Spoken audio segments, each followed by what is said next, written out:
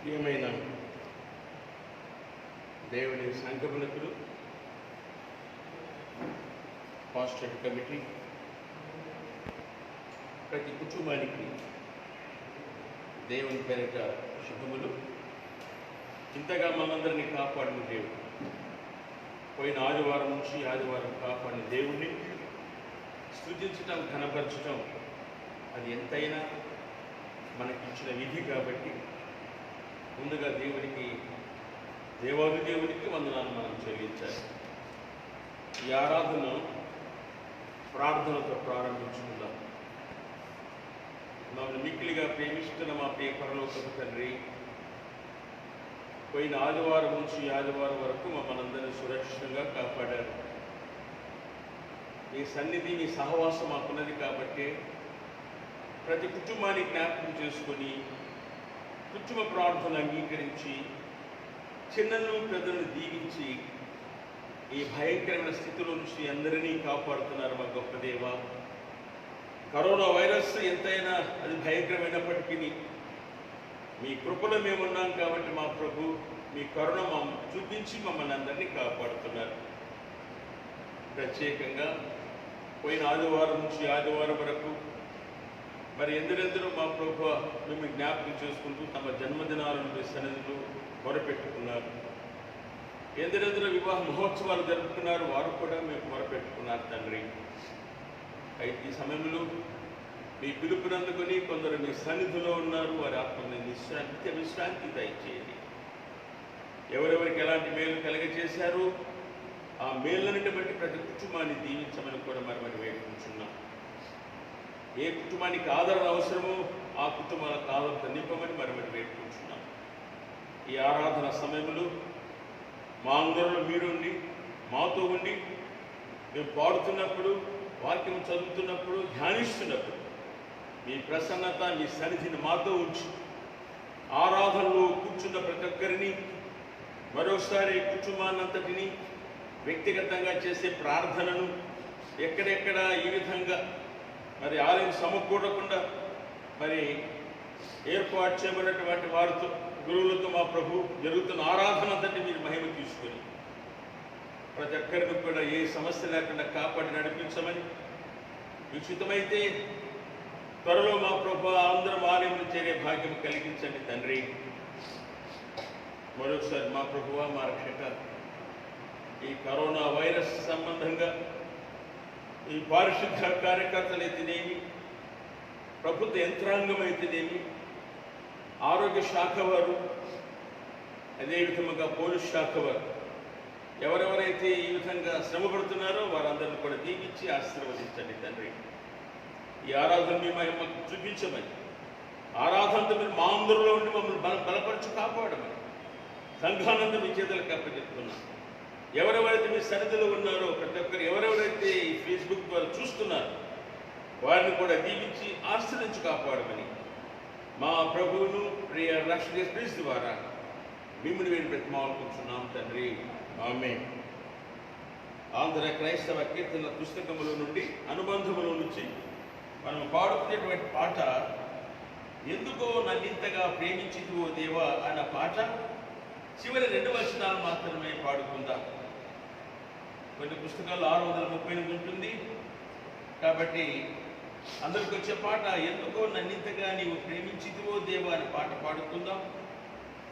5వ వచనం పాడుతున్నప్పుడు మనం అందరం లేచి నిల్చుందాం. ఎందుకో నన్నింతగా నీవు ప్రేమించితివో దేవా, అందుకో నా దీన స్తుతి పాత్ర. హల్లెలూయా యేసయ్యా, హల్లెలూయా యేసయ్యా. నీ సన్నిధి నాలో, నా సర్వము నీలో, నీ సంపద నాలో, నా సర్వస్వము నీలో.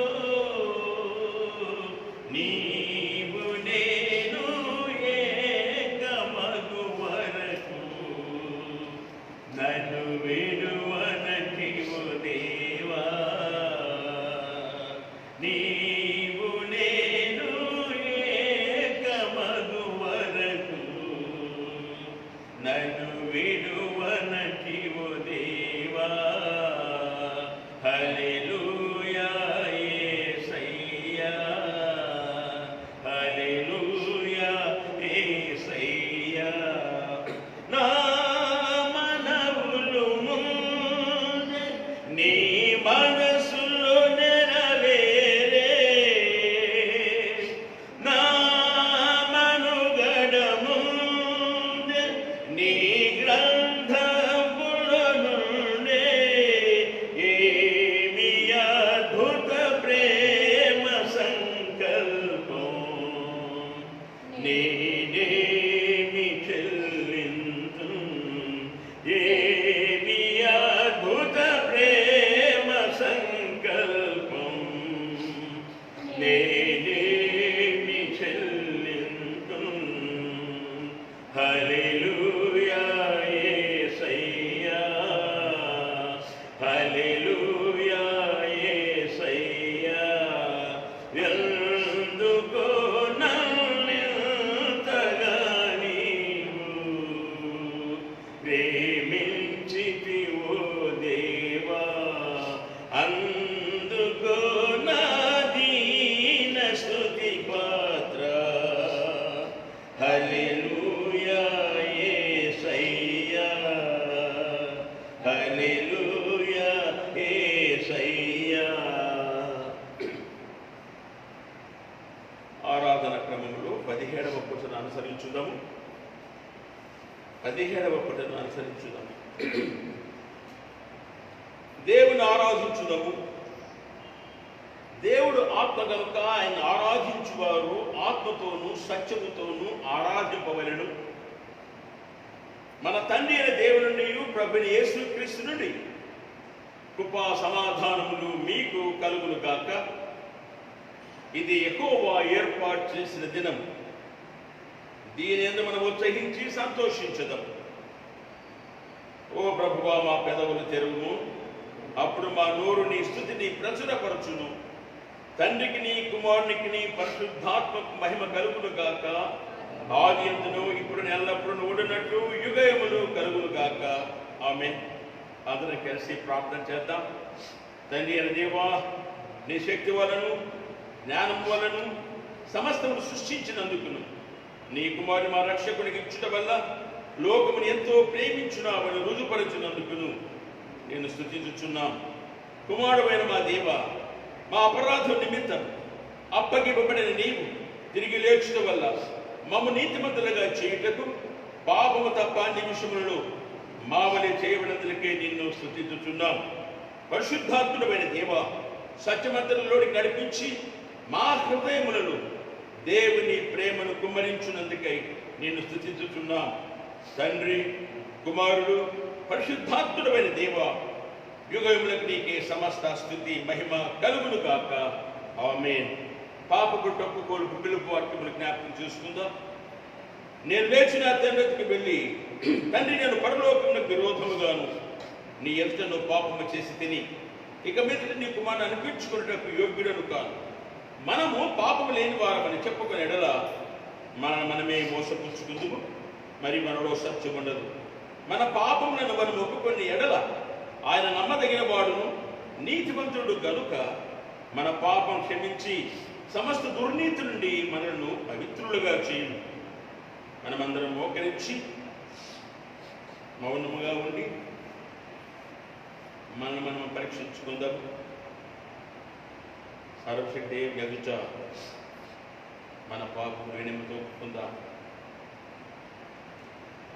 సర్వశక్తి మిక్కిలి కనిపించిన తండ్రి, తప్పిపోయిన గొర్రెవల మేము నీ మార్గమును తప్పి తిరిగి తిమి, మా హృదయముల ఆలోచనలు ఆశలు మిక్కిలి అనుసరించి తిమి, నీ పరిశుద్ధమైన ఆజ్ఞలను మీరి తిమి, మేము చేయవలసి చేయక చేయరానివి చేసి తిమి, మాలో క్షేమం ఏమీ లేదు.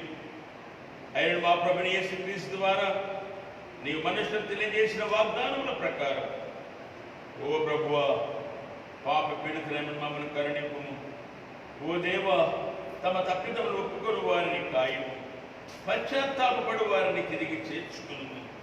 మిక్కిలి కనికరముల తండ్రి, నీ పరిశుద్ధ నామమునకు మహిమ కలుగులాగున మేమిక భక్తి నీతి సుబుద్ధులతో జీవించులాగున ఆయన నిమిత్తమును దయచేయుము. ఆమేన్. సర్వశక్తి కనికరముల దేవుడు మన సమస్త పాపములను క్షమించి వాని నుండి మనల్ని విడుదల చేసి మన నడతను దిద్దుకొని తగిన సమయం దయచేసి పరిశుద్ధాత్మ కృపై ఆదరణను మనకు అనుగ్రహించునుగాక. ఆమేన్. మనమందరం కూర్చునుండగా నేటి దినముకు ఏర్పాటు చేసిన బైబిల్ పాఠములు చదివి వినిపించబడును. మొదటి పాఠం పరిశుద్ధుడి ప్రవక్త అయినటువంటి మీకా గ్రంథం 4వ అధ్యాయం 1 నుంచి 7 వచనములు. ప్రవక్త అయిన మీకా గ్రంథం 4వ అధ్యాయం 1 నుంచి 7 వచనముల దేవుని వాక్యాన్ని చదవగా పరిశుద్ధ గ్రంథం నుంచి మీకా వ్రాసిన గ్రంథము 4వ అధ్యాయము 1 నుంచి 7 వచనాలు రాయబడిన దేవుని యొక్క వాక్యం చదవగా విందాము.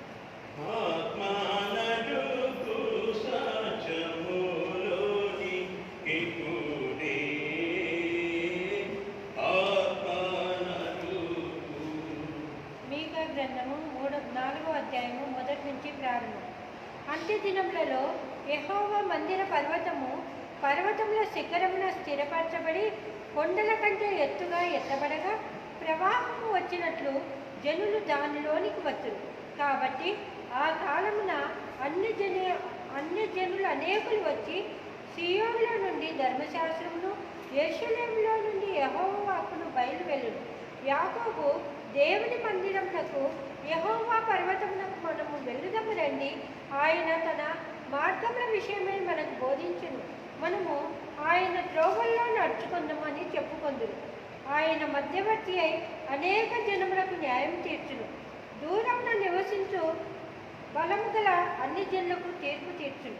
వారు తమ ఖడ్గములను నాగటి నక్కలుగాను తమ ఈటలను మచ్చు కత్తులుగాను సాగకొట్టుదురు. జనం మీదికి జనము ఖడ్గము ఎత్తగా ఇందురు. యుద్ధము చేయ నేర్చుకొనుట జనులు ఇక మానివేతరు. ఎవరి భయం లేకుండా ప్రతి వాడును తన ద్రాక్ష చెట్టు క్రిందను తన అంజూరపు చెట్టు కిందను కూర్చుండు. సైన్యములకు అధిపతి యెహోవా మాట ఇచ్చి ఉన్నాడు. సకల జనములు తమ తమ దేవతల నామమును నడుచుకొందురు. మనమైతే మన దేవుడైన యెహోవా నామము ఎల్లప్పుడూ స్మరించుకొందుము. ఆ దినమున నేను కుంటివారిని పోగు చేయుదు, అవతలకు వెళ్ళగొట్టబడిన వారిని, బాధింపబడిన వారిని సమకూర్చుదు.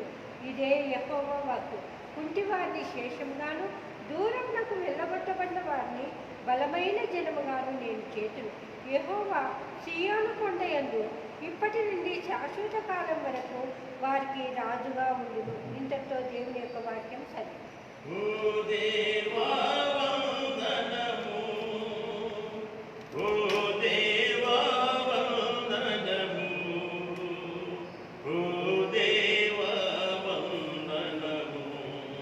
మనమంతా నిల్చుండి కీర్తన గ్రంథం 85వ సంకీర్తన అందరం కలిసి చదువుకుందాం. 85వ సంకీర్తన, కీర్తన గ్రంథం 85వ సంకీర్తన. యెహోవా, నీవు నీ దేశమెడల కటాక్షము చూపి ఉన్నావు. జరగపోయిన యాకోబు సంతతిని నీవు వెనుకకు రప్పించి ఉన్నావు. నీ ప్రజల దోషమును పరిహరించి ఉన్నావు. వారి పాపమంతయు కప్పివేసి ఉన్నావు. నీ ఉగ్రతాంతయు మానవేసి ఉన్నావు. నీ కోపాన్ని తల్లార్చుకుని ఉన్నావు. మా రక్షణ కర్తవ్యం మా దేవా, మా వైపునకు తిరుగు. మా మీద నుండి నీ కోపము చాలించు. ఎల్లకాలం మా మీద కోపగించదవా? తరతరములు నీ కోపము సాగించదవా? నీ ప్రజలు నీ యందు సంతోషించున్నట్లు నీవు మరలా మమ్మను బ్రతికింపవా? యెహోవా, నీ కృప మాకు కనబరుచుము. నీ రక్షణ మాకు దయచేయి. దేవుడిని యెహోవా సెలవిచ్చు మాటను నేను చెవిని పెట్టెదను. ఆయన తన ప్రజలతోనూ తన భక్తులతోనూ శుభవచనము సెలవించును. వారు మరలా బుద్ధిహీనులు కాకుండా కాక మన దేశంలో మహిమ నివసించున్నట్లు ఆయన రక్షణ ఆయనకు భయపడే వారికి సమీపంగా ఉన్నదని, కృపా సత్యములు కలుసుకుని ఉన్నవి, నీతి సమాధానములు ఒకదానినొకటి ముద్దు పెట్టుకున్నవి. భూమిలోని సత్యము మరచును, ఆకాశం నీతి పారదూచును. యెహోవా ఉత్తమైన దానిని అనుగ్రహించును. మన భూమి దాని ఫలమునిచ్చును. నీతి ఆయనకు ముందు నడుచును, ఆయన అడుగుదాడలో అది నడుచును.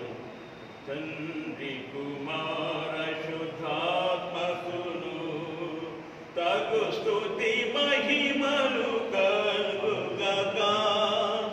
ఆదిని ఇప్పుడు నెల్లప్పుడు అయినట్లు యుగములనౌలుగాక. తండ్రి కుమార శుద్ధాత్మకును తగు స్తుతి మహిమలు కలుగునమే.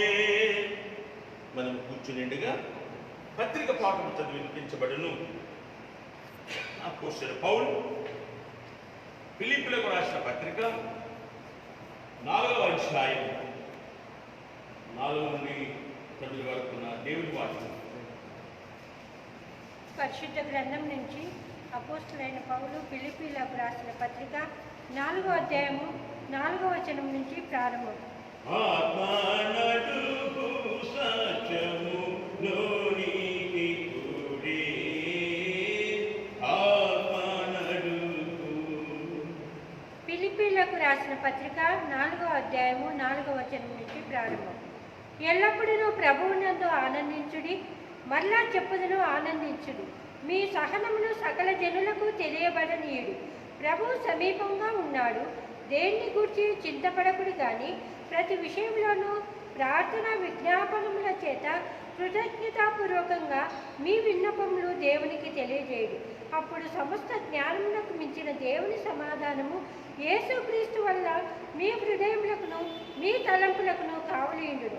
మెట్టుకు సహోదరులారా, ఏ యోగ్యత అయినను మెప్పైనను ఉండినేలా, ఏవి సత్యమైనయో, ఏవి మాన్యమైనయో, ఏవి న్యాయమైనయో, ఏవి పవిత్రమైనయో, ఏవి రమ్యమైనయో, ఏవి ఖ్యాతి గలవో వాటి మీద ధ్యానం ఉంచుకొనిది.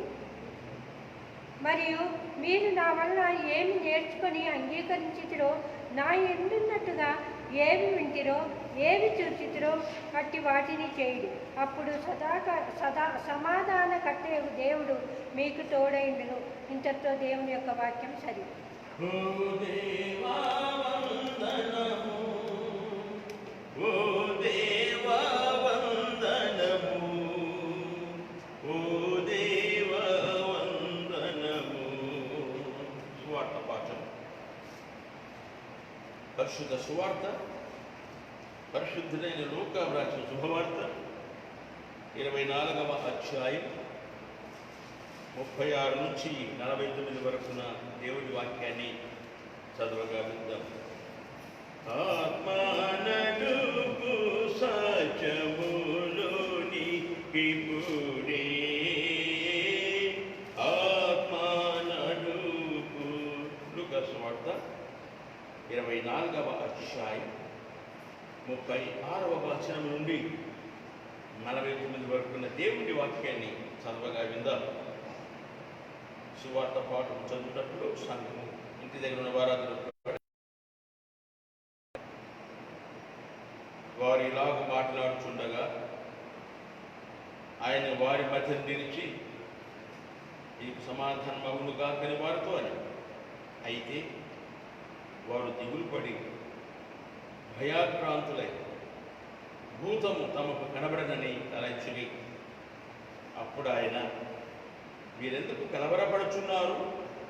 మీ హృదయములలో సందేహములు నేనే ఆయన అనుటకు నా చేతులను నా పాదములను చూడుడి, నన్ను పట్టి చూడుడి. నాకున్నట్టుగా మీరు చూచుచున్న ఎముకలను మాంసమును భూతమునకున్నవని చెప్పి తన చేతులను పాదములను వారికి చూపెను. అయితే వారు సంతోషం చేత ఇంకనూ నమ్మక ఆశ్చర్యపడుచుండగా ఆయన ఇక్కడ మీ యొద్ద ఏమైనా ఆహారం కలదా అని వారిని అడిగాను. వారు కాల్చిన చేప ముక్కను ఆయనకి ఇచ్చారు. ఆయన దాన్ని తీసుకుని వారి ఎదుట భుజించారు. అంతటా ఆయన, మోషే ధర్మశాస్త్రములోను ప్రవక్తల గ్రంథములలోను కీర్తనలోను నన్ను గూర్చి వ్రాయబడినవన్నీ నెరవేరవలని నేను మీ యొద్ద ఉండినప్పుడు మీతో చెప్పిన మాటలు నెరవేరినవి వారితో చెప్పారు. అప్పుడు వారు లేఖనములు గ్రహించినట్లుగా ఆయన వారి మనస్సును తెరిచి, క్రీస్తు శ్రమపడి 3వ దినమున మృతులోని లేచిననియు యెరూషలేము మొదలుకొని సమస్త జనములలో ఆయన పేరట మారు మనస్సును పాప క్షమాపణ ప్రకటింపబడుననియు వ్రాయబడి ఉన్నది. ఈ సంగతులకు మీరే సాక్షులు. ఇదిగో, నా తండ్రి వాగ్దానం చేసినది మీ మీదకి పంపుచున్నాను. మీరు పైనుండి శక్తి పొందు వరకు పట్టణంలో నిల్చుండునని వారితో చెప్పాను. ఓ క్రీస్తు స్తోత్రములు, ఓ క్రీస్తు స్తోత్రములు, ఓ క్రీస్తు స్తోత్రములు. దయచేసి కూర్చుని ఆంధ్ర క్రైస్తవ కీర్తన పుస్తకముల నుండి 521వ పాట పాడుకుందాం.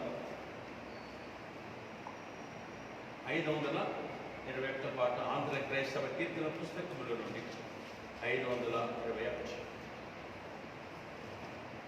యేసుతో ఠీవిగాను పోదమా, అడ్డుగా వచ్చు బయలు గెల్వను, యుద్ధనాదంబుతో పోదము. యేసుతో ఠీవిగాను పోదమా, అడ్డుగా వచ్చు బయలు గెల్వను, యుద్ధనాదంబుతో పోదము.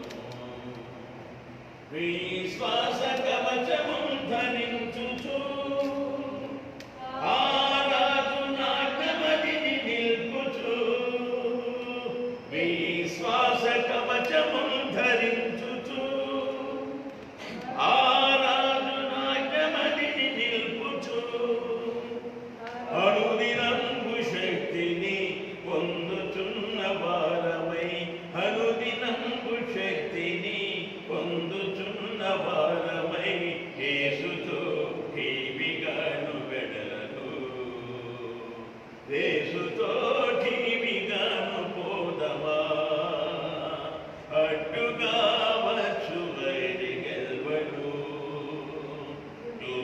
యుద్ధనాదంబుతో పోదము. శోధనలు మన చుట్టి వచ్చినా, సాతాను అంబులెల్ని తగిలినా, శోధనలు మనల చుట్టి వచ్చినా, సాతాను అంబులెల్ని తగిలినా, భయము లేదు మనకిగా ప్రభువు చెంతనుందుము, భయము లేదు మనకిగా ప్రభువు చెంతనుందుము, యేసుతో ఠీవిగాను వెడలను, యేసుతో ఠీవిగాను పోదమా, అడ్డుగా వచ్చు వైరి గెల్వను, యుద్ధనాదంబుతో పోదము. ఓ యువతి యువకులార చేరుడి, శ్రీ యేసురాజు వార్త చాటుడి, లోకమంత ఏకమై యేసునాథు కొల్వను, లోకమంత ఏకమై యేసునాథు కొల్వను, సాధనం ఎవరు నీవు నీవేగా, యేసుతో ఠీవిగాను పోదమా, అడ్డుగా వచ్చు వైరి గెల్వను, యుద్ధనాదంబుతో పోదము.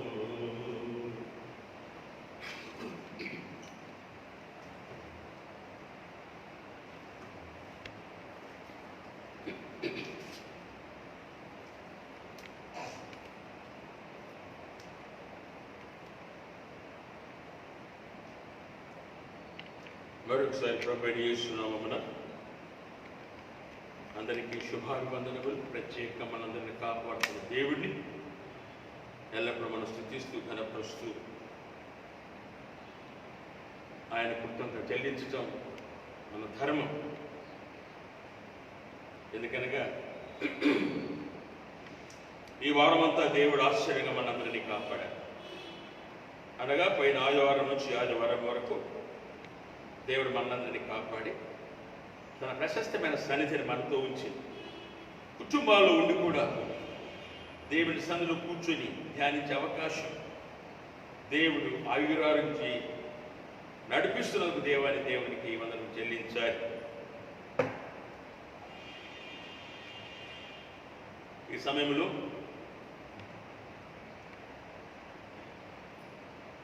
ప్రవక్త అంటే హబక్కూకు రాసిన గ్రంథంలో 3వ అధ్యాయము 17వ వచనం 18వ వచనం ఒకసారి జ్ఞాపకం చేసుకుందాం. ఎందుకనగా ఈ ప్రవక్త దేవుని ద్వారా రాయించినటువంటి పలుకులు మనకు కూడా ఈ దినాల్లో చాలా అవసరం. అందుకనే ఇక్కడ వ్రాయబడినటువంటి మాట ఒక్కసారి జ్ఞాపకం చేసుకుందాం. అంజూరపు చెట్లు పూయకునినను, ద్రాక్ష చెట్లు ఫలింపకపోయినను, ఒలివ చెట్లు కాపు లేక ఉండినను, చేరులో పైరు పంటకు రాకపోయినను, గొర్రెల దడ్డిలో లేకపోయినను, సాలలో పశువులు లేకపోయినను, నేను నా దేవుని యందు ఆనందించుచున్నాను. నా రక్షణకర్త అయిన నా దేవుని యందు సంతోషించదను. ఈ భక్తుడి ద్వారా మనం వింటున్నటువంటి మాట, ఏమి లేకపోయినా ఆయన మన రక్షణకర్త, మనం సృష్టించిన దేవుడు కాబట్టి ఆయన ఎందే మనం సంతోషించినట్లయితే సమస్తము సమకూర్చే దేవుడుగా ఉన్నాడని, ప్రతి అవసరత నెరవేర్చే దేవుడుగా ఉన్నాడని, ఇవి లేవు అవి లేవు అవి లేవైనటువంటి బాధ లేకుండా దేవుని కలిగి ఆయన ఎందుకు సంతోషించినప్పుడు ఆయన మనకు రక్షణకర్తగా ఉండి సమస్తాన్ని సమకూర్చుతారు, నెరవేర్చుతారు అన్న సత్యాన్ని ఇక్కడ జ్ఞాపకం చేసుకోవాలి. అలాగే ప్రసంగి గ్రంథకర్త ఒక మంచి మాట అంటాడు. 12వ అధ్యాయం 13వ వచనములు, ప్రసంగి 12:13లో దేవుని భయభక్తులు కలిగి మరి ఆయన కట్టలను అనుసరించి నడుచుకుంటుండవలెను, ఇది మానవ కోటికి విధి. అనగా దేవుడు సృష్టించినటువంటి మానవులందరూ కూడా వారికి ఇచ్చిన విధి ఏమిటనగా దేవుని యందు భయభక్తులు కలిగే జీవితం. ఈనాడు ప్రపంచమంతా చూస్తే మరి 740 కోట్ల జనాంగంలో కోట్లాది కోట్ల మంది కూడా ప్రభువైన యేసుస్వామిని అంగీకరిస్తున్నారు, ప్రార్థిస్తున్నారు. కొందరు ప్రత్యక్షంగా, మరికొందరు పరోక్షంగా కూడా దేవుని ఆరాధిస్తున్నారు. అయితే ఈ సత్యం తెలుసుకున్న వారు మనం ఉన్నాం కాబట్టి, దేవుని భయభక్తులు కలిగి ఆయన కట్టల ప్రకారంగా మనం నడుస్తున్నాం కాబట్టి, ఆయన ఏర్పాటు చేసే విధులు మనం ఉన్నాం కాబట్టి ఈనాటి వరకు మనము, మన కుటుంబాలు, మన సంఘాలు క్షేమంగా ఉన్నాయి.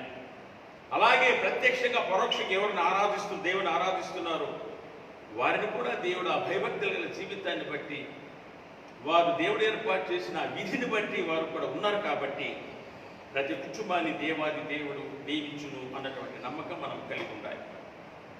ఈనాడు మనం ఆలోచన చేస్తే ఈ ఆదివారం పునరుత్థానం తర్వాత 5వ ఆదివారం, అనగా ప్రభువైన యేసుని తిరిగి లేచిన తర్వాత 5వ ఆదివారంగా మనం జ్ఞాపకం చేసుకుంటున్నాం. అనగా మరి 5 ఏళ్ళు 35, మరి స్వామి 40 రోజులు ఈ భూమి మీద మరి ప్రదక్షిణ చేయాలి. ఆయన కనబడాలి అందరికీ.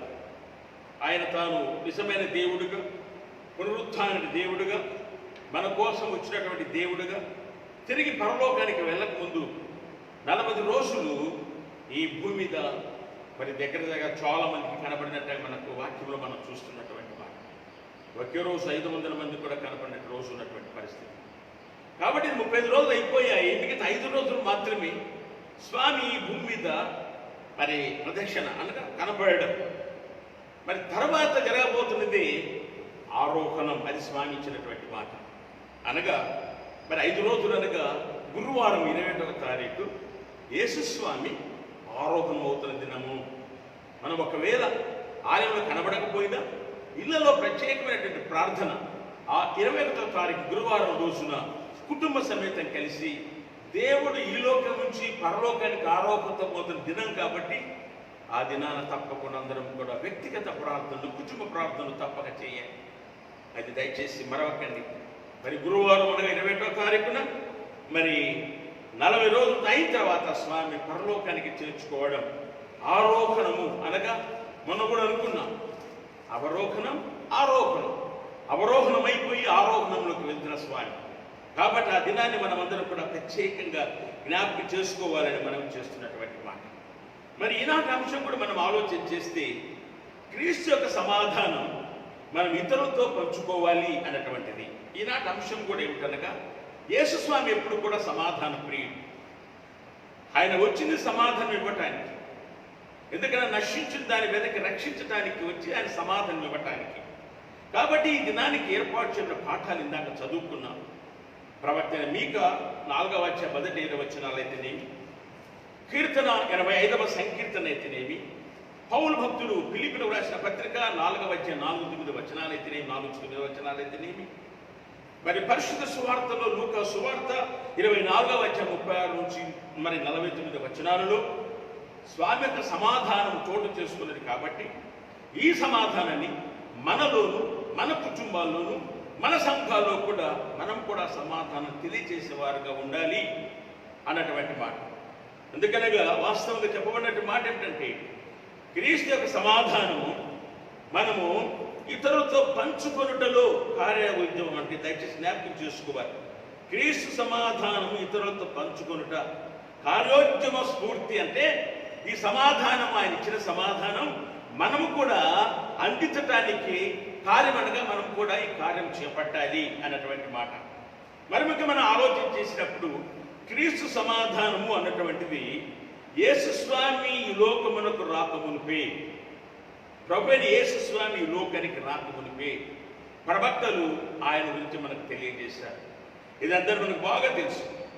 అందులో యెషయా గ్రంథములో 9వ అధ్యాయము 5 నుంచి 17 వచనాలు అయితేనేమి, 11వ అధ్యాయం 6 నుంచి 9 వచనాలు అయితేనేమి, జకర్యా గ్రంథం 9వ అధ్యాయం 10వ వచనం అయితేనేమి, ఇందులో యేసుస్వామి ఆయన ఈ లోకానికి రాకమునిపి ఆయన సమాధాన ప్రియుడిగా అక్కడ వ్రాయబడినట్టు మనం చూస్తున్నాం.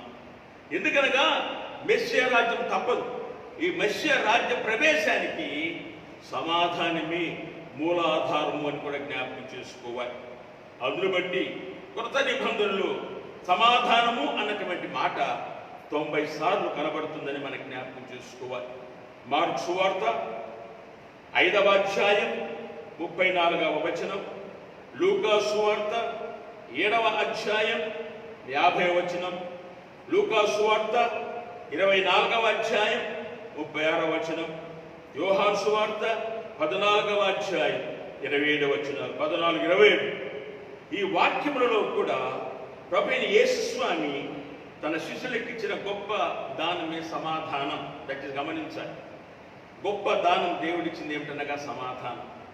ఎందుకనగా ఈ సమాధానంలో ప్రతి దీవెన దాచబడ్డాయి. ఏదో సమాధానం అంటే ఏదో ఆ వ్యక్తిగత పోరు నుంచి తప్పుకోవడం కాదు, కానీ దేవుడిచ్చిన సమాధానం ఇక్కడ మనం చూస్తే యేసుస్వామి ఇచ్చినటువంటి గొప్ప దానమే సమాధానం అంటాడు ఒక భక్తుడు. ఆ సమాధానములు ఈ నాడున్నటువంటి మనుషులకు ఏదైతే కొదవగా ఉందో, ఏదైతే కొరతగా ఉందో, ఏదైతే సమస్యగా ఉందో దేవుని ప్రార్థించినప్పుడు దేవుడి పక్క ఆ సమాధానం ద్వారా సమస్తాన్ని పొందగలుగుతామన్న సత్యాన్ని, అందుకనే దేవుడు ఇచ్చిన గొప్ప దానమే సమాధానము అని మనం కూడా జ్ఞాపకం చేసుకోవాలి. అంతమటికే కాదు, స్వామి తర్వాత పరిచయం చేసినటువంటి అపోస్తలుడు, శిష్యులైన అపోస్తలుడు కూడా పంపబడిన వారు కూడా ఏమిటనగా వారు కూడా సంఘాలలో సమాధానము కలగాలి, ప్రతి వ్యక్తిలో సమాధానము కలగాలని వారు కూడా ప్రార్థన చేసినట్టుగా మరి పౌలు మరి భక్తులు కూడా మరి వారు అనగా యేసుస్వామి శిష్యులు ఆ విధంగా మరి ప్రార్థించిన మనం చూస్తాం. ఈ సమాధానంలో ఏమిటనగా సకల ఆశీర్వాదాలకు నిలయము అని జ్ఞాపకం చేసుకోవాలి. అందుకే ప్రభువైన యేసుస్వామి ఈ లోకానికి వచ్చిన తర్వాత రాకమునిపై ప్రవక్త రాశారు. వచ్చిన తర్వాత కూడా ఆయన సమాధానం గురించి ఆయన కూడా చెప్పినట్టుగా మనం చూస్తున్నటువంటి మాట. యేసు జన్మించినప్పుడు సర్వోన్నతమైన స్థలములలో దేవునికి మహిమై ఆయనకిష్టులైన మనుషులకు భూమి మీద సమాధానము కలుగును గాక.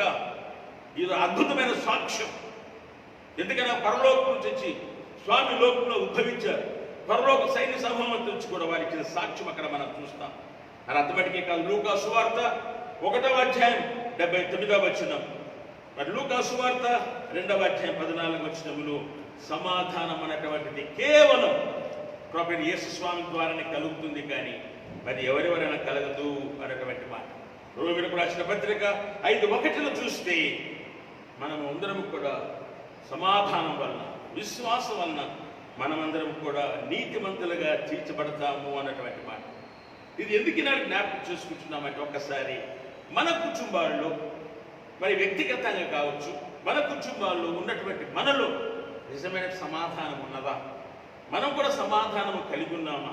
ఒకవేళ లేని స్థితిలో ఈనాడు దేవుడిచ్చిన సమాధానం జ్ఞాపకం చేసుకుంటూ భార్యాభర్తల మధ్య అనుకుందాం, కుటుంబంలో తల్లిదండ్రుల బిడ్డల మధ్య అనుకుందాం, లేకపోతే ఏదో కుటుంబంలో అందరితో కూడా కలిసి ఈ సమాధానం గురించి జ్ఞాపకం చేసుకుంటూ సమాధాన పడాలని ఈ విషయాన్ని మనం జ్ఞాపకం చేసుకోవాలి. ఎందుకనగా సమాధానం సకల ఆశీస్సులకు ఆయువు పట్టు, సకల ఆశీస్సులకు ఆధారం.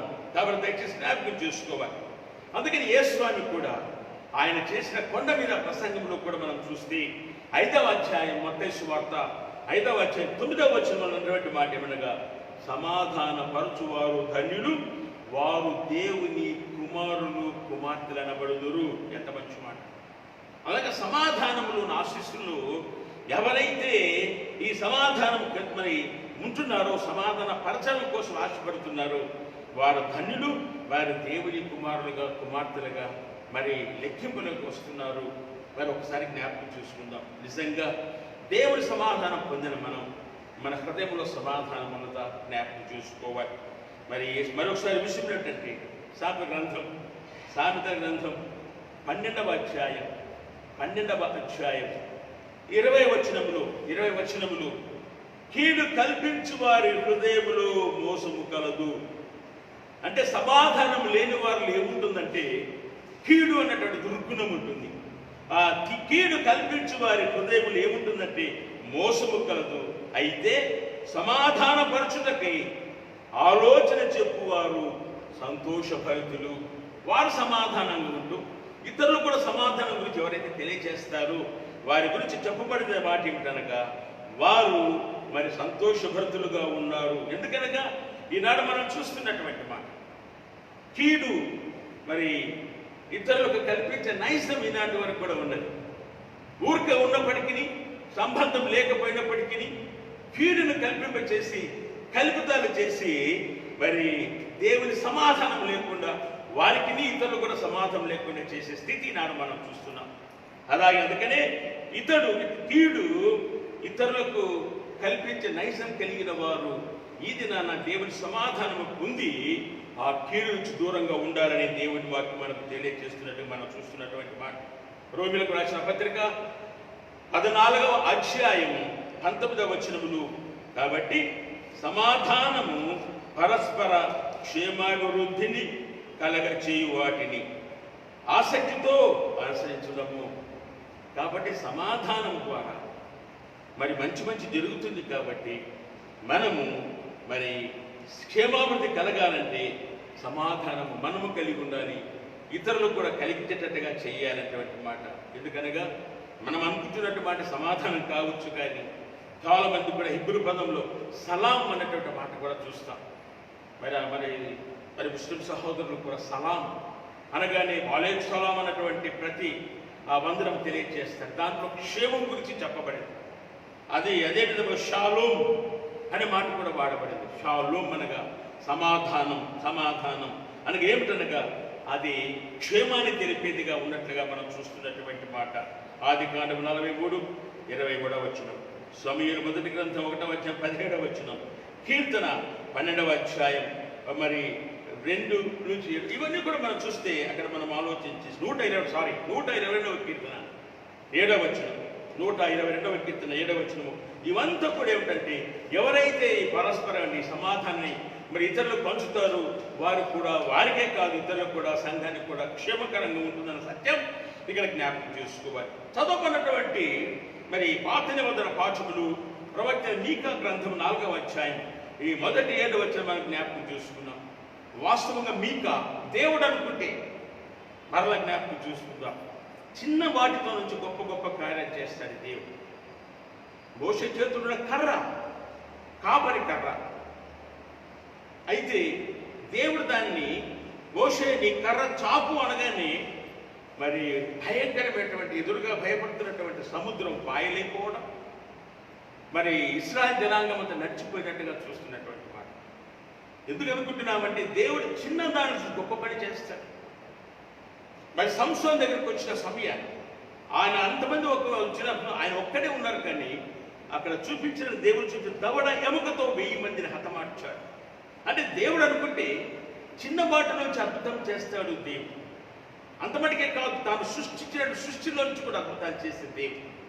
మరి అంతమటికే కాకుండా మనం ఆలోచన చేసినట్లయితే చిన్న వాటిలోనే మరి అంత పెద్ద గోళీయాత గురించి మనం ఆలోచన చేసినప్పుడు అందరూ భయపడిపోతున్నారు ఇశ్రాయేలు ప్రజలు, మరి ఈ సైన్యం అంతా. కానీ దావీదు భక్తుడు దావీదు తన దేవుడు చూపించుకున్నాడు. అరే నా దేవుడి ముందు వీడు ఎంత అనుకున్నాడు, దేవుడు చూపించినటువంటి ఏటికి వెళ్ళాడు, 5 రాళ్ళు తీసుకుని ఒకే ఒక్క రాయితో పడగొట్టినట్టు మనం చూస్తాం. కానీ అంతవరకు ఇశ్రాయేలు సైన్యం అంతా పారిపోతున్నారు ఆయన కేకలను చూసి, అతను ఉన్నటువంటి ఆ భౌతిక మరియు తాను ధరించినటువంటి యుద్ధోపకరణను చూసి. కానీ ఎక్కడ కూడా చోటు లేదు, కానీ ఒకే ఒక్క రాయి ప్రార్థన చేసుకున్నాడు. వీడు ఎంత నా దేవుని ముందు అనుకున్నాడు, ఒక చిన్న రాయితో నుదిటిలో కొడితే మరి ఎందరో భయపడుతున్నటువంటి వారందరూ మరి వాడు నేల కూలినట్టు మనం చూస్తాం. అలాగే ప్రవక్త మీకా కూడా ఏదో గొప్పవాడు కాదు, ధన సంపత్తి కలిగిన వాడు కాదు. మీకా కేవలము ఒక పల్లెటూరు కుగ్రామంలో ఉన్నటువంటి వాడు. కుగ్రామనగా ఈ మరి లేని అంటే మరి గ్రామ కుటుంబం, ఆ గ్రామీణ ప్రాంతంలో ఉన్నవాడు. గ్రామీణ కుటుంబాలు ఎట్లా ఉంటే మనకు బాగా తెలుసు. అలా కుటుంబం నుంచి వచ్చినటువంటి వాడు దేవుడు అతనిని ప్రవక్తగా పిలుచుకున్నట్లుగా మనం చూస్తాం. ఆలోచన చేద్దాం. మీకా ఒక కుగ్రామస్తుడు, మరి ఏం చదివింటాడు ఒకసారి ఆలోచన చేయాలి. మరి ఏం చదివింటాడు ఆయన? ఏం చదవ ఆయన్ని దేవుడు అనుకున్నట్టయితే దేవుని ప్రవక్తగా దేవుడు పిలుచుకున్నట్టుగా మనం చూస్తున్నటువంటి మాట. అంతమటికే కాదు, దేవుని యొక్క సమాధానం గురించి, దేవుని యొక్క న్యాయం గురించి, దేవుని తీర్పు గురించి గొప్ప గొప్ప వాక్యాలు ఆయన తెలియజేశారు. ఎందుకనగా ఒకవేళ మనం అనుకోవచ్చు, అది ఒకవేళ పల్లెటూరు వాసి కదా, అయితే చేసింది ఏమిటనగా దేవుడు ఆయన ప్రవక్తగా పిలిపించి పాత నిబంధనలో ఉన్నటువంటి ప్రవచనాలు, పాత నిబంధనల బోధనలన్నిటికంటే మిగుల దివ్యమైనటువంటి బోధలు తెలియచేసినటువంటి వాడు మీకా ప్రవక్త. అనుకోవచ్చు మనం ఒక పల్లెటూరు వాడికి ఆయన దేవుడు అనుకుంటే ఆయన సన్నిధి మనం ఎప్పుడైతే మనం ఆశిస్తామో చిన్నవారిని కూడా గొప్పవారిగా చేస్తారు. మనకేదైతే కొదవగా ఉందో ఆ కొదవలను తీసివేసి కాపాడి దేవుడిగా ఉంటాడు అన్నటువంటి మాట ఇక్కడ జ్ఞాపకం చేసుకోవాలి.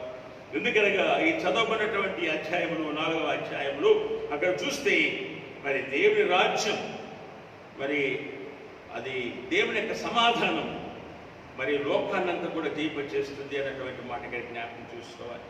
మీకు అనగా అర్థం ఏమిటనగా యెహోవా వంటి వాడేవాడు.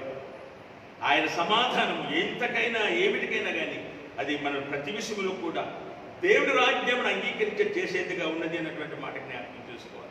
ఈ చదవన్న పాఠమును మనం ఆలోచన చేస్తే దేవుడి రాజ్యం చెప్పబడి ఆ సమయంలో అనేక దేశంలో వారందరూ కూడా అంటే అన్యజనులు కూడా ఏమిటనగా మరి యెహోవా పర్వతం ఎక్కి యాకోబు దేవుని ఆలయానికి వెళ్దాం రండి, ఆయన మన విధానాలను మనం నేర్చుకుందాం. దయచేసి జ్ఞాపకం తీసుకుంది ఇక్కడ వాడు. కావున మనము ఆయన త్రోవలో నడుచుకుందాం. ఎందుకనగా సీయోను నుండి దేవుడు ఉపదేశాన్ని మనకు పంపుతున్నారు. అదే విధముగా యెరూషలేము నుండి యెహోవా వాక్కు మన కొరకు బయలుదేరింది. కాబట్టి అనేక జనములకు ఆయనే సమాధానకర్తగా మధ్యవర్తిగా న్యాయం తీర్చును. కాబట్టి దూరంగా ఉన్నటువంటి బలంగా మరి ఏమిటనగా ఎవరైతే దూరంగా ఉన్నారో మరి బలం లేకున్నటువంటి వారందరినీ కూడా ఏమిటంటే దేవుడు తన మధ్యకి నడిపింప చేసుకుని వారికి ఉపదేశం ఇచ్చి బలం గలవారిగా చేస్తాడు. అది ఆయన ఇచ్చే సమాధానం. ఎందుకు అంతమటికే కాదు, ఈ బలవంతులుగా ఉన్నటువంటి వారు, యుద్ధ సైనికులు ఉన్నటువంటి వారు కూడా దేవుడి పిలుపుని అందుకున్న తర్వాత, సమాధానం పొందిన తర్వాత వారేమిటనగా అక్కడ వాడబడినటువంటి మాటలు ఏమిటన్నారు, తమ ఖడ్గములను నాగటి నక్కులుగా మార్చుకుంటారు. ఇంతవరకు ఆ ఖడ్గాలు యుద్ధాలు చేయలేదు, కానీ దేవుడి సమాధానం వల్ల, దేవుని దగ్గరికి వచ్చినందువల్ల ఆ ఖడ్గములన్నీ కూడా ఏమైపోతున్నాయంటే నాగటి నక్కులుగా మార్చుకుంటున్నారు. మరి ఈటలను మచ్చు కత్తులుగా, లేకపోతే ఈటలైతే వాస్తవంగా ఒక మనుషుని పొడవడానికి, ఎంతమందిని పొడవడానికి సార్, కానీ వాటిని ఏం చేస్తున్నారంటే మచ్చు కత్తి ఏదో చిన్న చిన్న వాటిని చెట్ల నరకడానికి, ఆ విధంగా మరి తమ ఖడ్గములను ఈటలను వారు వాడుకుంటున్నారు. మరి ముఖ్యంగా ఏంటంటే ఈ యుద్ధాలు లేకుండా, జనం మీదకి జనం రాకుండా, ఆ ఖడ్గం ఎత్తకుండా వారందరూ కూడా ఉంటారు. ఇంకోటి ఏమిటనగా మరి ఎవరికి భయం కాకుండా ఒక్కొక్కరు తమ ద్రాక్ష చెట్టు కిందను, అంజూరపు చెట్టు కిందను కూర్చుంటారు. ఇతర దేవతను ఆరాధించరు. మన దేవుడు యెహోవా శాశ్వతంగా వారు ఆరాధిస్తారు. దయచేసి జ్ఞాపకం చేసుకుందాం. ఆ సమాధానకర్త వెలివేసిన వారిని దగ్గరికి నడిపించుకుంటాడు. బాధలున్న వారిని, కష్టాలున్న వారిని ఆయన తొలగిపచేసి తన బలమైన జనముగా మార్చుకుంటాడు. ఇది దేవుడు సమాధానకర్త మనకిస్తున్నటువంటి మాట. ఎందుకనగా ఆయనే సమాధానకర్తగా ఉండి మనలను, మన కుటుంబాలను పోషించును. దయచేసి జ్ఞాపకం చేసుకోవాలి. అందుకని యెహెజ్కేలు ప్రవక్త కూడా చాలా చక్కని సందేశం ఇస్తారు.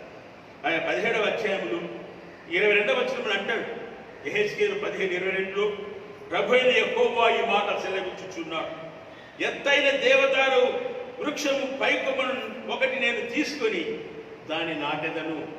పైగా మరి ఏమిటంటే దాని నాటకం ఏమైపోతుందంట, మరి అది ఒక పర్వతం మీద నాటబడినప్పుడు అది బహుగా ఫలించి శ్రేష్టమైన దేవదారు వృక్షమైందట.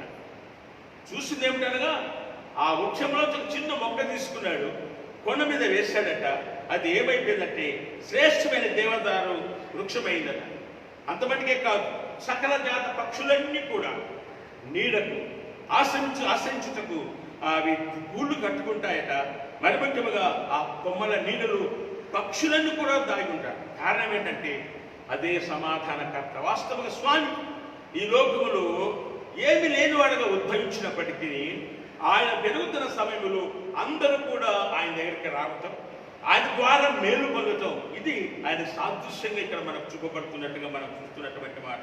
కావున ఆ సమాధాన అధిపతి ఏం చేయగలుగుతారో తెలిసిన, ఘనమైన చెట్టును నీచమైనది గాను, నీచమైన చెట్టును ఘనమైనది గాను చేసే దేవుడే. పచ్చని చెట్టు ఎండిపోవున్నట్టును, ఎండిన చెట్లు వికసించినట్టు చేయువాడు. అయితే ఇవన్నీ కూడా సకల ప్రజలు తెలుసుకోండి. కాబట్టి మనము ఆయన దగ్గరకు వచ్చినప్పుడు ఆయన సమస్త, అందుకని దానియేలు గ్రంథములో 2వ అధ్యాయంలో 44వ వచనములు, రాజుల కాలములలో పరలోకమందున దేవుడు ఒక రాజ్యమును స్థాపించును, దానికెన్నటికి నాశనము కలగదు, ఆ రాజ్యము దాన్ని పొందిన వారికి కాక మరెవరికి చెందదు. మరి ఆ రాజ్యం అనగా బహుగా పెరిగినటువంటి, ఒకవేళ దుర్భేద్యమైనటువంటి మరి రాజ్యాలు ఒకవేళ ఉంటే, అక్కడ మనం చూస్తే 2వ అధ్యాయం 40వ వచనం అంటాడు, చేతి సహాయం లేక పర్వతంలో తీసిన రాయి, ఒక చిన్న రాయి, ఎవరు పట్టుకోలేదు, దాన్ని ఎవరు ముట్టుకొని తీసుకోరాడు, అదంతా వచ్చేసి బలమైనటువంటి మరి, కాబట్టి ఆ చిన్న రాయి మరి గొప్ప రాజ్యాలు ఉన్న వాటన్నిటిని కూడా నాశనం చేసే దేవుడిగా ఉన్నాడు. అనగా యేసుస్వామి సమస్తాన్ని సమకూర్చే దేవుడు, సమాధాన అధిపతి మన జ్ఞాపకం చేసుకోవాలి. రాజుల మొదటి గ్రంథంలో 4వ అధ్యాయం 25వ వచనం అక్కడ చూస్తే, యుద్ధ భయం లేనప్పుడు, ఇక్కడ చదువుకున్నాం మనం, ఆ యుద్ధ భయం లేనప్పుడు ఏం చేశారంటే ప్రజలందరూ కూడా తమ ఇళ్ళ దగ్గర బయటకు వచ్చి ద్రాక్ష చెట్ల కింద, అంజూరపు చెట్ల కింద కూర్చుంటారు. ఎందుకంటే యుద్ధం లేదు కాబట్టి నిర్భయంగా ఉంటారట. కాబట్టి ఏమిటంటే 4వ 25వ వచనం రాజుల మొదటి గ్రంథంలో, యుద్ధ భయం లేనప్పుడు ద్రాక్ష చెట్ల క్రిందను, అంజూరపు చెట్ల క్రిందను నిర్భయముగా నివసించెదరు. ఎందుకనగా అక్కడ యుద్ధములు లేవు, సమాధాన అధిపతి ఉన్నాడు. ఆయన ఎందుకనగా ఆయనే నెమ్మదిని, నిర్భయాన్ని ఇచ్చే సమాధానకర్తగా ఉన్నట్టుగా ఇక్కడ మనం జ్ఞాపకం చేసుకోవాలి. అందుకని ఇందాక చదివిన కీర్తనకారుడు గురించి మనం ఆలోచన చేస్తే ఇక్కడ 85వ సంకీర్తన అది ఎవరు రాశారనగా కోరహు కుమారుల కీర్తన. ఎందుకు ఇది రాశారంటే, దేవా గత కాలం నుంచి మాకు ఎన్నెన్నో దీవెనలు ఇస్తున్నావు, ఆ దీవెన విడిచిపెట్టద్దు, ఆ దీవెనలు ఆగిపోనీయకుండా ఈ గత కాలంలో మాకు ఇస్తున్న ఈ దీవెనన్నీ కూడా మేము మరి పొందులాగా దాన్ని కొనసాగించండి తండ్రి అనే ఇక్కడ రాసినట్టుగా మనం చూస్తున్నాం. వాస్తవంగా కోరహు కుమారుల గురించి రాయబడి, కోరహు మోషే అహరోనుల మరి పిన్నాయన కుమారుడు అనగా సహోదరుడు. దయచేసి గమనిద్దాం, మోషే అహరోనులకు సహోదరుడు, ఆయన వాళ్ళ చిన్నాన్నగారి కుమారుడు, మరి తమ్ముడు అవుతారు. ఈ కోరహు మరి సహోదరులు ఉన్నారు కదా, సహోదర ప్రేమ లేకుండా అసూయ పెంచుకున్నాడు, ద్వేషం పెంచుకున్నాడు. మరి యాజకుని అహరోను మీద, నాయకుడైన మోషే మీద అతను వ్యతిరేక తిరుగుబాటు చేస్తూ లేవీలో నుంచి 250 మందిని తీసుకున్నాడు. దయచేసి గమనిద్దాం. అరే సహోదర ప్రేమకు బదులుగా, సమాధానానికి బదులుగా కీడును మనస్సును ఉంచుకొని వారిని సంహరించాలి అని తిరుగుబాటు చేశాడు, ప్రయత్నం చేశాడు. అయితే దేవుడు తన బిడ్డల విషయంలో, తన యాజకులు కావచ్చు, మరి నాయకత్వం కలిగినటువంటి దేవుడు ఏర్పాటు చేసుకున్న వారికి కావచ్చు, దేవుడు చేసినది ఏమిటనగా ఒకసారి ఆలోచన చేస్తే ఒక్కసారి అగ్ని వచ్చేసింది, వారి మీద పడడమే కాకుండా ఒక్కసారి భూమి తన నోరు తెరుచుకున్నది, కుటుంబాలు అందులోకి వెళ్ళాయి. దయచేసి జ్ఞాపకం చేసుకుందాం. ఒక యాజక కుటుంబం గురించి ఇక్కడ మనం జ్ఞాపకం చేసుకోవాలి. దేవుడు సహించలేదు. అహరోను మీద తిరుగుబాటు చేస్తారా, నేను ఏర్పాటు చేసుకుని యాజకుని మీద తిరుగుబాటు చేస్తారని ఒక్కసారి వారి మీద అగ్ని రావడమే కాదు, భూమి నోరు తెరుచుకున్నది, కుటుంబాలు అక్కడ వెళ్ళిన. అయితే ఆ సమయంలో కోరహక్కుమైనటువంటి వారి కుటుంబం మాత్రం దానికి దూరంగా ఉండి, ఆ ఉగ్రతకు దూరంగా ఉండి ఆ సమయంలో కూడా దేవుని ప్రార్థన చేస్తున్నారు, దేవుని ధ్యానం చేస్తున్నారు. కాబట్టి దేవుడు ఏం చేశాడనగా, అలా భక్తి కలిగినటువంటి కోరహు శాపగ్రస్తుడే కావచ్చు, కానీ ఆయన సంతానము దేవునితో ఉన్నందువల్ల, ప్రార్థన జీవితం కలిగినందువల్ల వారిని దేవాలయములు సంగీత విద్వాంసులుగాను, దేవాలయములు తన పరిచారకులుగా వాడుకున్నాడు. ఇదిగో ఈ కీర్తన కూడా వ్రాశారు. దేవా గత కాలంలో మాకు ఇచ్చిన దేవుని ఆగిపోనివ్వద్దు, ఈ దీవెనల్ని మాకు రాబోతున్నట్టు దీవెనల్ని కూడా అవి కొనసాగాలి అన్నటువంటి మాట ఇక్కడ మనం చూస్తున్నటువంటి మాట. అందులో బట్టి మరి దేవుడి జ్ఞాపకం చేసుకోవాలి. ఇక్కడ ఏమిటనగా, దేవుడు ఒకవేళ మనం పాపం చేస్తే దేవుడు కోపం తెచ్చుకుంటాడట.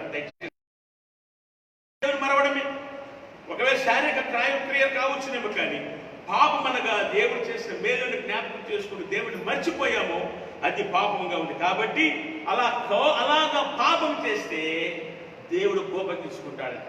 ఆ కోపం ఎలా పోతుందంటే, మనం క్షమాపణ అడిగితే దేవుడు ఆ కోపాన్ని తొలగించుకుంటాడంట. దయచేసి జ్ఞాపకం, అలా తొలగించే సమయంలో దేవుడు తన శాంతి సమాధానం మనం కలిగింపచేస్తాడు. భయభక్తులు గల వారికి ఆయన రక్షకుడుగా ఉంటాడు, ఆయన సమీపంగా ఉంటాడు. ఎక్కడైతే దేవుడు ఉంటాడో అక్కడ నీతి న్యాయాలు ఉంటాయి. ఏ ఇంటిలో అయితే దేవుడు ఉంటాడో, ఏ హృదయంలో అయితే దేవుడు ఉంటాడో అక్కడ దేవుడి సమాధానం ఉంటుంది.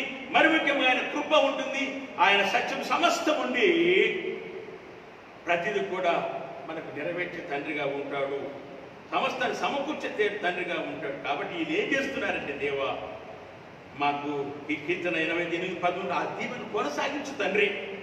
85వ కీర్తన 10వ వచనం అంటాడు, విశ్వాసాలతో సమాధానమైన దేవుని యొక్క వాగ్దానం. ఎవరైతే విశ్వసిస్తున్నారో వారికి దేవుడిచ్చిన వాగ్దానమే గొప్ప దానమే సమాధానము. కీర్తన 29:11 అంటాడు, 29:11 కీర్తన, యెహోవా తన ప్రజల బలము అనుగ్రహించు, యెహోవా తన ప్రజలకు సమాధానము కలగచేసి వారిని ఆశీర్వదించును. దయచేసి జ్ఞాపకం చేసుకోవాలి. అవి ఎవరికైతే ఆయన సమీపిస్తారో వారికి సమాధానమే కాదు, బలం ఇస్తాడు, ఆయుధాలు ఇచ్చి సమస్తం సమకూర్చుతారు అన్నటువంటి మాట. అందుకని యెషయా ప్రవక్త 26వ అధ్యాయం 3వ వచనం, యెషయా 26:3లో, ఎవరి మనస్సు దేవా నీ మీద ఆనుకొనును వారిని పూర్ణ శాంతి గలవారిగా కాపాడుదువు, ఏలేనగా వారు నీ యందు విశ్వాసం ఉంచి ఉన్నారు. కాబట్టి ఎవరైతే విశ్వాసం ఉంచుతున్నారో, ఎవరైతే ప్రార్థన జీవితం కలిగి ఉన్నారో, ఎవరైతే దేవునికి ఎందు భయభక్తులు కలిగిన వినయం కలిగిన వారు ఉంటున్నారో, దేవుడిచ్చిన వాగ్దానం ఏమిటనగా వారికి పూర్ణ శాంతినిచ్చి సమాధానం ఇచ్చి అన్ని ఆశీస్సులతో నడిపించును అని ఇక్కడ జ్ఞాపకం చేసుకోవాలి. యెషయా గ్రంథం 48వ అధ్యాయం 18 వచనం, 48:18లో మరి క్షేమము నది వలెను, నీ నీతి సముద్ర తరంగముల వలె ఉంటుంది. అంటే దేవుడి నీతి ఎప్పుడు కూడా నది ఏ విధంగా పారుతుందో అలాగే ఆయన దీవెనలన్నీ కూడా మన మీదకి వస్తాయి. అదే విధముగా సముద్ర తరంగములు ఏ విధంగా ఉంటున్నాయో అలాగే దేవుని యొక్క నీతి మనలో ఉండి మళ్ళీ కాపాడుతుంది అన్నటువంటి మాట జ్ఞాపకం చేసుకోవాలి. అందును బట్టి మరి దేవుడు సమాధాన నిబంధన యెహెజ్కేలు గ్రంథం 34:25 వచనం మనకి ఇస్తున్నటువంటి మాట ఆ నిబంధన. కాబట్టి ఈ కోరహు కుమారులు తండ్రి ఒకవేళ పాపి కావచ్చు, కానీ కుమారులు మాత్రం దేవుని భయభక్తులకైన వారుగా ఉన్నారు కాబట్టి దేవుని ఆలయంలో వారు సాధనాలుగా వాడబడ్డారు. దయచేసి జ్ఞాపకం చేసుకోవాలి. దేవుడు మర్చిపోలేదు. ఎందుకనగా ఒకరే తండ్రి చేశాడు కదా అని చెప్పి కుమారుడు శిక్షించలేదు. కుమారుడు ఆ కుటుంబం ప్రార్థించే కుటుంబం కాబట్టి దేవుడు కాపాడడమే కాకుండా తన ఆలయంలో తన సన్నిధిలో తన పరిచారకులుగా ఏర్పాటు చేసుకున్నట్టు మనం చూస్తున్నటువంటి మాట. ఫిలిప్పీయులకు రాసిన పత్రిక 4వ అధ్యాయం చదువుకున్నాం. 4:9 వచ్చిన అక్కడ మనం చూస్తే పౌలు భక్తులు ఏం చెప్తున్నాడంటే, అన్ని విషయంలో కూడా మీరు ప్రభునందు ఆనందించండి. మీరు ఏ విషయంలో కూడా విచారం వద్దు, ఏ విషయంలో మీరు దుఃఖపడవలసిన అవసరం లేదు. ఎందుకనగా సహనం అంటే ఏమిటనగా అది ఒక విశాలమైన అర్థం ఏమిటంటే అది అందులో దయ ఉందట, మంచితనం ఉంది, పరిశుద్ధాత్మ ఉంది, ఆ ఫలాలన్నీ కూడా ఉన్నాయి. గలతీ 5:22-23 చెప్పినటువంటి ఫలాలు ఉన్నాయి. కాబట్టి మీరు సహనము కలిగి ఉండండి. ఎందుకు తెలుసా? దేవుడు సమీపంగా ఉన్నాడు. ఈ పౌలు భక్తులు చెప్తున్నటువంటి మాట అనగా ప్రభు తిరిగి రాబోతున్నాడు.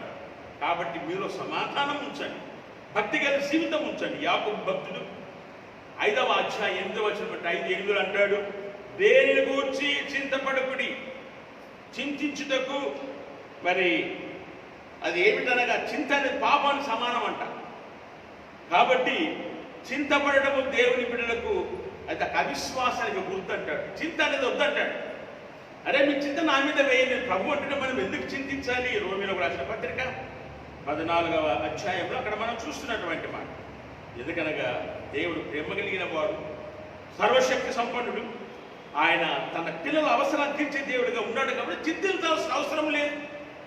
సృష్టించిన దేవుడు మన అవసరాన్ని తెలుసును కాబట్టి ఆయన దగ్గర ప్రార్థన చేయాలి. దయచేసి జ్ఞాపకం చేసుకోవాలి.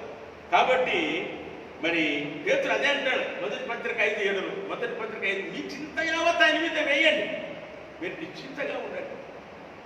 ఎందుకనగా మన చింతలు, మన బాధలు, మన ప్రయాసలు ఆయనే వేసుకొని మనకు సురక్షితమైనటువంటి సమాధానం చేస్తారు. ఎందుకనగా ఈ సమాధానం అంటే ఈ 9 ఫలముల్లో ఒకటిగా మనం జ్ఞాపకం చేసుకోవచ్చు. ఒక్కసారి విషయం ఏమిటంటే, కలవరము అన్నటువంటిది సాతాను కల్పించే ఆయుధం అంట. సమాధానం అన్న దేవుడిస్తే కలవరం అన్నటువంటిది సాతానుడు తన ఒకవేళ అది ఏమిటంటే తను ఆయుధంగా వాడుతాడట సాతాను. అయితే జ్ఞాపకం చేసుకోవాలి. అయితే ఆ కలవరమును తీసివేసేది దేవుడిచ్చే సమాధానం. సాతాను దూరపరిచేది, సాతాను జయించేది దేవుని శక్తిని మనం ఆశ్రయించినప్పుడు ఆ సమాధానమే దేవుడు ఆ సాతాను దూరపరిచే స్థితిని ఇస్తున్నటువంటి మాట జ్ఞాపకం చేసుకోవాలి. ఎందుకనగా పరిశుద్ధాత్మ దేవుడు మనలో మన జీవితాలు లేకపోతే నిజంగానే సమాధానం పోగొట్టుకున్న వారంగా ఉంటాం. ఎవరైతే దేవుని వాక్యానికి లోబడి, ఎవరైతే దేవుని ప్రార్థన చేస్తుంటున్నారో దేవుడు ఏమంటున్నాడే, ఆయనే సమాధానకర్తగా ఉండి మనల్ని కాపాడును అన్నటువంటి మాట ఇక్కడ జ్ఞాపకం చేసుకోవాలి. అదేవిధంగా చదివిన సువార్త పాఠంలోకి వెళ్తే మనం ఆలోచన చేసినప్పుడు లూకా సువార్త 24వ అధ్యాయం 36-49 వచ్చిన అక్కడ మనం చూస్తున్నాం. లూకా సువార్త 24:32 మనం చూస్తే మరి యెరూషలేములో ఎమ్మాయికి వెళ్తున్నారు. వారు అనుమానంతో వెళ్తున్నారు. అక్కడేమో స్వామి లేచాడు, వారి స్త్రీలు కనపడ్డాడు అన్నటువంటి మాట తెలుసుకున్నారు. కానీ ఇంకా లోపల అనుమానంగా ఉన్నది. అది ఇంకా వారు కూడా సంపూర్తిగా లేదు. అందుకని ఏమిటనగా యేసుస్వామి వారితో పాటు వచ్చారు. వచ్చి వారికి ఆ లేఖనముల గురించి తెలియజేసినప్పుడు వారు అన్నటువంటి మాట ఏంటి తెలుసా? అరే ఆయన మాట వింటున్నప్పుడు మన హృదయముల్లో మరి ఏదో ఒక శక్తి కనపడుతుంది కదా. దయచేసి ఎందుకు మన హృదయంలో మండుతున్నదంటే అదొక శక్తి. దయచేసి జ్ఞాపకం చేసుకోవాలి. కాబట్టి ఆ పునరుత్థానం శక్తి తర్వాత వారి హృదయంలో మండినటువంటి ఆ శక్తి వల్ల వారు తిరిగి మన 11-16 కిలోమీటర్లు నడిచిపోయారు. అప్పుడే వచ్చారు, స్వామి దర్శనం అయింది. మరి వెంటనే ఈ సంతోషాన్ని మేము కూడా ప్రభువును చూచాము అని చెప్పడానికి వెళ్తే అప్పటికే శిష్యులందరూ కూడా భయపడిపోయి గదిలో ఉన్నారు. గదిలో ఉండి తలుపులు వేసుకుని ఉన్న సమయంలో 11 మంది శిష్యులతో వీరు కూడా వెళ్ళారు. వారు అనుకుంటారే పేతురుతో కనపడ్డాడట స్వామి అనుకుంటారు. వీరిద్దరు కూడా పోయి ఏం చెప్తారు, లేదయ్యా మాకు కూడా కనపడ్డాడు, మేము కూడా స్వామితో మాట్లాడాం, కాబట్టి ఆ పునరుత్థాన మహిమ కలిగిన స్వామిని చూచి మీకు చెప్తున్నాము అంటే కూడా వారిలో కూడా అనుమానం ఉన్నట్టే. కానీ స్వామి వెంటనే వారి మధ్యకు వచ్చేసి మీకు సమాధానం కలుగును కాక అన్నారు. వారు ఎందుకంటే భయం ఉన్నది, ఆ భయం తీసిపోయారు. అనుమానం ఉన్నది, అనుమానం అయితే వారికి ఇంకొక అనుమానం ఏంటో తెలుసా? కేవలము తలుపులు వేసుకున్నాం కదా, మరి తలుపులు వేసినట్టుగా ఉన్నట్టు వచ్చినట్లయితే అది ఏమై ఉంటుంది? భూతమై ఉంటుంది, లేదా ఒక ప్రేతాత్మ అయి ఉంటుంది కానీ అన్నటువంటి అనుమానం ఉన్నది. కానీ అనుమానించినట్టుగా ఇక్కడ మనం చూస్తున్నటువంటి మాట దయచేసి జ్ఞాపకం చేసుకోవాలి. ఎందుకనగా యోహాను 20:19 అంటాడు, ఆదివార సాయంకాలం శిష్యులు యూదులకు భయపడి తాము కూడి ఇంటి తలుపులు మూసుకొని ఉండగా యేసు వచ్చి మధ్య నుంచి మీకు సమాధానము కలుగునుగా కానీ వాడితో చెప్పెను. యేసు స్వామి సముద్రం మీద నడిచినప్పుడు కూడా భూతమని భయపడిపోయారు. మార్కు 6:49 మనం చూస్తే మరి శిష్యులకు ఉద్దేశం ఏమిటంటే మూసిన తలుపులు మూసినట్టు ఉంటే మరి కేవలం భూతమైతే రాగలుగుతుంది, ఒక ప్రేతాత్మత రాగలుగుతున్న నమ్మకం వారు కలిగి ఉన్నారని పండితులు రాశారు. దయచేసి జ్ఞాపకం చేసుకుందాం. కానీ మరి ఎప్పుడైతే వారికి సమాధానం ప్రభు దయచేశారు, వారికి అన్నటువంటి మాట ఏమిటి మీరు మాట్లాడు, నేను మీతో ఉన్నప్పుడు ఏమి జరగబోతుందో ఏం చేస్తున్నటువంటి ధర్మశాస్త్రం చెప్పబడింది, ప్రవక్త గ్రంథాలు చెప్పబడ్డాయి, కీర్తన గ్రంథాలు అన్ని కూడా మరి నాకు తెలిసినప్పుడు ఎందుకని మీరు అనుమానం పడుతున్నారు? ఇదిగో మీకు అనుమానం ఉంది కదా, మీరు నా చేతులు చూపించిన కూడా మనకి అనుమానం. కానీ ఏమన్నారంటే మీ దగ్గర ఏదైనా ఉన్నదా అన్నప్పుడు కాల్చినటువంటి ఒక చేప ముక్కనిస్తే ఆయన తిన్నప్పుడు వారిలో అయితే స్వామి ఏమన్నారంటే మీరు ఇక వెళ్ళి మరి ఏమిటనగా పాప క్షమాపణ నిమిత్తం మరి ముఖ్యముగా మారు మనస్సు గురించి నాకు మీరు సాక్షులు కాబట్టి సర్వలోకానికి వెళ్ళి సర్వ సృష్టికి మీరు సువార్తను ప్రకటించండి. అయితే ఏమన్నాడు తెలుసా? అపోస్తలుల గారు 1:8 అయినను పరిశుద్ధాత్మ మీ మీదికి వచ్చున్నప్పుడు మీరు శక్తి నందరు కనుక మీరు యెరూషలేముని ఉండి ఆ శక్తి పొందిన తర్వాత యూదయ సమరయ దేశాల భూదిగంతం వరకు వెళ్ళి మీరు సాక్షులు చెప్పాలని వారికి ఇచ్చిన ఆదరణ దయచేసి జ్ఞాపకం చూసుకోవాలి. యోహాను సువార్త 15:16 అంటాడు, నా తండ్రిని నాకేదైతే ఇచ్చాడు అది మీకు ఇస్తున్నాను, అదేమిటనగా మీరు ప్రార్థించినప్పుడు ఏమి నా శక్తిని పరిశుద్ధాత్మ శక్తిని మీకు ఇస్తాను. దయచేసి జ్ఞాపకం చేయాలి. అందుకని స్వామి చివరికి ఒక మాట జ్ఞాపకం చేసుకున్నాం. 15వ యోహాను సువార్త ద్రాక్షావళిని నేను, తీగలు మీరు నాలో ఉంటేనే బహుగా ఫలిస్తారు అన్న సత్యాన్ని జ్ఞాపకం చేసుకోవాలి. మరి బ్రహ్మ సమాజ స్థాపితమైన రాజు రామ్మోహన్ రాయ్ మరి ఆయన యేసుని అంగీకరించారు. మరి అంతమంది దానికంటే ముందు డాక్టర్ ఎస్ రాధాకృష్ణ గారు ఇంకెక్కడ క్రైస్తవం ఇవ్వండి, క్రైస్తవం ఉండదు. భారతదేశంలో హిందూ మతం చాలా గొప్పది, వారి సాంప్రదాయాలు గొప్పది, సంస్కృత పండితులు ఎన్నెన్నో గొప్పగా చేస్తున్నారు. ఎక్కడి క్రైస్తవ్యం ఏమాత్రం కూడా ఉండదు, నామరూపాలు ఎక్కడ పోతుందని మహానుభావుడు చెప్పాడు. కానీ వాస్తవం మనం ఆలోచిస్తే అంత్యోదయలో క్రైస్తవులు అయ్యారు. పౌలు భక్తుడుగా అక్కడి నుంచే ప్రారంభించాడు తన సువార్త. ఈనాడు చూస్తే ప్రపంచమంతటా కూడా యేసుస్వామి తెలియనటువంటి వారు ఎవరు లేరు. తెలియని వారికి ఇంకా సువార్త ప్రకటింపబడుతూనే ఉన్నది. కాబట్టి రాధాకృష్ణ గారి ఆలోచన తారుమారైపోయింది. అంతదాకెందుకు రాజా రామ్మోహన్ రాయ్ గారు కూడా ఆయన కూడా ఏమిటనగా మరి బ్రహ్మ సమాజం స్థాపించాడు.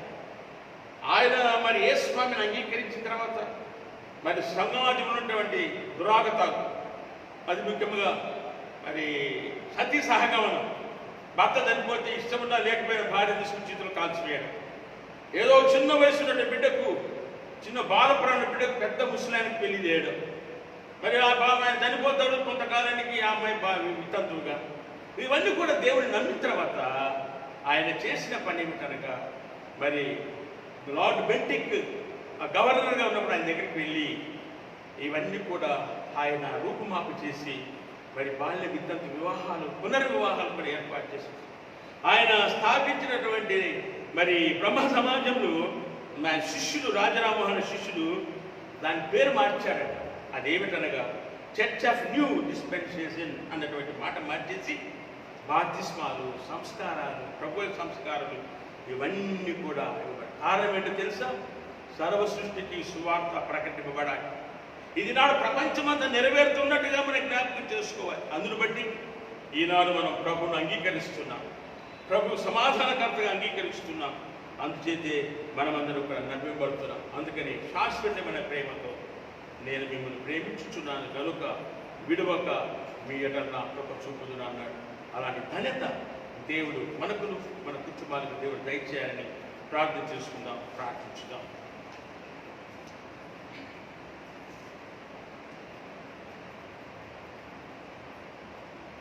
అపోస్తలుల విశ్వాసం పరలోక భూలోక సృష్టి సర్వశక్తి గల తండ్రి అయిన దేవుని నమ్ముచున్నాము. ఆయన మన ప్రభు యేసు క్రీస్తును నమ్ముచున్నాము. ఈయన పరిశుద్ధాత్మల కన్య మరియ గర్భమున ధరింపబడి ఆమె పుట్టింది. పొంది పిలాతు కాలమందు బాధపడి శిలువ వేయబడి చనిపోయి పాతిపెట్టబడి అదృశ్య లోకములోనికి దిగారు. మూడవ దినమున చనిపోయిన వారు తిరిగి లేచి పరలోకమునికి సర్వశక్తి గల దేవుని కుడి చేతి వైపున కూర్చున్నాడు. సజీవులకు మృతులకు తీర్పు తీర్చుటకు అక్కడ నుండి ఆయన వచ్చారు. పరిశుద్ధాత్మ నమ్ముచున్నాను, పరిశుద్ధ సార్వత్రిక సంఘమును, పరిశుద్ధ సహవాసమును, పాప క్షమాపణను, జగర పునరుత్థానము నిశ్చయం నమ్ముచున్నాను. ఆమేన్. ప్రార్థన చేసుకుందాం. మమ్మల్ని నీకులుగా ప్రేమిస్తున్న మా ప్రియ పరలోకపు తండ్రి, మేము ఆలయములు లేకపోయినా ఈ విధంగా మేము కుటుంబాల సమేతంగా మీ సన్నిధిలో కూర్చొని ప్రార్థించుకునే అవసరత గొప్ప ధన్యతనిచ్చారు. ఇందాక మేము విన్నటువంటి మాట, మీరు సమాధాన ప్రియులు, మేము కూడా సమాధానం కలిగి ఉండాలి. కాబట్టి కుటుంబాల్లోనూ, సంఘాల్లోనూ, వ్యక్తిగత జీవితాల్లో సమాధానం అవసరమని మీరు మాకు తెలియజేశారు దేవ. మరి మరి పోయిన ఆదివారం నుంచి ఆదివారం వరకు ఎందరో తమ బర్త్డేలు జరుపుకున్నారు. అదే విధముగా మా ప్రభు వివాహ మహోత్సవాలు కూడా జరిగాయి. కాబట్టి వారిని వారి వారి కుటుంబాలను కూడా దీవించి ఆశీర్వదించండి. మరి ముఖ్యంగా మా ప్రభు మా మరి సమయంలో మీ పిలుపునందుకుని మీ రాష్ట్రంలో కొందరు బిడ్డలు ఉన్నారు. మరి ఈ మధ్యకాలంలో కూడా మా ప్రభు వారిని పిలుచుకున్నారు. వారి ఆత్మను తెలుసుకుని దయచేయండి. విడిచిపోయిన కుటుంబాలకు కావాల్సిన ఆదరణ నింపండి తండ్రి. అదేవిధంగా మా ప్రభు మా ఈ సమయంలో మరి మీరు ఏర్పాటు చేసినటువంటి ఈ విధంగా ఫేస్బుక్ ద్వారా మేమందరం చూచే భాగ్యం ఇచ్చారు. కాబట్టి ప్రతి ఒక్కరిని దీవించి ఆశీర్వదించి ప్రేయర్ చేస్తున్నారా మిమ్మల్ని బతిమాలుకుంటూ ఈ కరోనా వైరస్ దూరపరిచి నెమ్మదిని, శాంతిని, సమాధానం దైవశమై వేడుకుంటున్నాము తండ్రి. ఆమేన్. హరిలో వందన మా తండ్రి, మీ నామం పరిశుద్ధపరచబడును గాక, మీ రాజ్యం వచ్చును గాక, మీ చిత్తం పరలోకము నెరవేర్చినట్టు నెరవేరును గాక. మాకు కావలసిన అనుదిన ఆహారం నేడు మాకు దయచేయండి. మా యొక్క అపరాధం చేసిన వారిని మేము క్షమించిన ప్రకారం మా అపరాధం క్షమించు. మమ్మల్ని శోధనలకు దుష్టు నుండి తప్పించు. రాజ్యం, శక్తియు, మహిమయు నిరంతరం మీరైన స్వామి. ఆమేన్. మన ప్రభువైన యేసు క్రీస్తు కృప, తండ్రి అయిన దేవుని ప్రేమ, పరిశుద్ధాత్మ కన్యక సహవాసం మనకును, దేవుని మీద ఆధారపడి జీవిస్తున్న వారికి, ప్రభువైన యేసు నామం తెలిసిన వారందరికీ దేవుని కృప తోడుగా ఉండి కాపాడి నడిపించునుగాక. ఆమేన్. వారందరికీ శుభాభివందనములు. ప్రత్యేకంగా మరి ఈ దినాన మరి 10:30కు ఈ ప్రార్థన టీవీ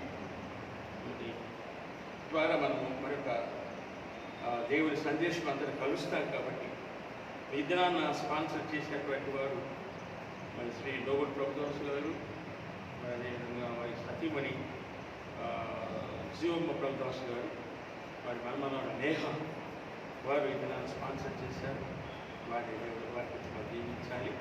మరి అదేవిధంగా ఇలాగ ఫేస్బుక్ ద్వారా మనం పరిచయం చేస్తున్నటువంటి మరి రవితేజ, మనోజ్ వారికి మరి ప్రత్యేకంగా అభినందనలు తెలియజేస్తున్నాను. దేవుని చిత్తమైతే మరలా వచ్చే వారం కలుద్దాం, దేవుని దీవెన పొందుతాం. మరొకసారి అందరికీ శుభాభివందనలు తెలియజేస్తున్నాను. Thank you.